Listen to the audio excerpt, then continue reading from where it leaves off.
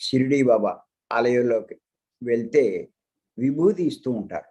అంతేకాదు బాబా ఉన్నప్పుడు కూడా విభూది పంచిపెట్టేవారు. భక్తులదేదో పవిత్రమైనదిగా భావించి దాన్ని ఒంటికి పూసుకునేవారు. అలా చేస్తే మంచి ఫలితం వస్తుంది, బాబా అనుగ్రహం వస్తుందని భావించేవారు. కానీ అలా విభూది ఎందుకు ఇచ్చేవారు? దాని అంతరార్థం ఏంటి?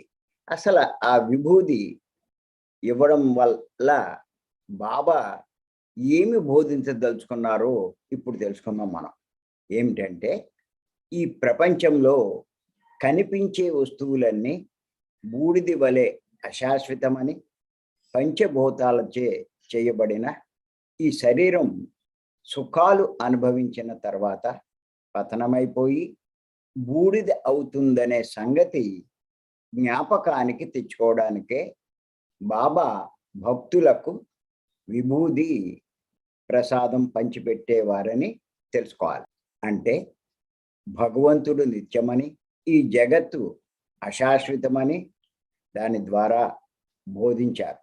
అంతేకాదు ప్రపంచంలో గల బంధువులు, భార్య, భర్త, కొడుకు, కూతురు, తల్లి, తండ్రి తన వారు కారని బాబా బోధించారు. వీళ్ళంతా తన వారని ప్రతి ఒక్కళ్ళు భావిస్తున్నారు. కానీ ఆయన ఏం చెప్పారంటే, వీరెవ్వరూ తన వారు కాదు. ఎంచేత మనమంతా ఆత్మలం కాబట్టి.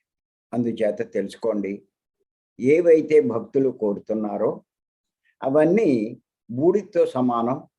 వాటి మీద మమకారం వదలమని విభూతి ఇవ్వడం ద్వారా బాబా బోధించేవారు.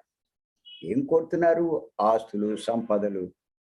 మా పిల్లలు బాగుండాలి, వాళ్ళు ఎంతో సంపాదించుకోవాలి, ఎంతో సుఖపడాలి, ఏగా కోరుతుంటారు. మంచి ఉద్యోగం రావాలి, మంచి పెళ్లి జరగాలి, ఐశ్వర్యాలు సంపాదించాలి, భోగాలు అనుభవించాలి. ఇవన్నీ బూడిదతో సమానం. అంచేత వాటి మీద మమకారం వదలమని విభూతి ఇవ్వడం ద్వారా బాబా బోధించేవారు. ఈ బాబా విభూతి ఇవ్వడంలోనే అంతరార్థం కనుక అర్థం చేసుకుంటే మనకు ఇవ్వబడిన వాటితో, మనకు ఉన్న వాటితో తృప్తి చెందుతాం. భగవంతుని చేరే ప్రయత్నం చేస్తాం. అంటే బాబా చెప్పినట్టు ఈ భోగాల వెనక పరుగు పెట్టాం, భగవంతుని వెనక పడతాం. అంటే ఆత్మ వెనక పడతాం. అంటే బాబా చెప్పినట్టు ధ్యానం చేస్తాం. బాబా ధ్యానం చేయమనే చెప్పారు. అది అర్థం కాదు, అర్థం కావట్లేదు.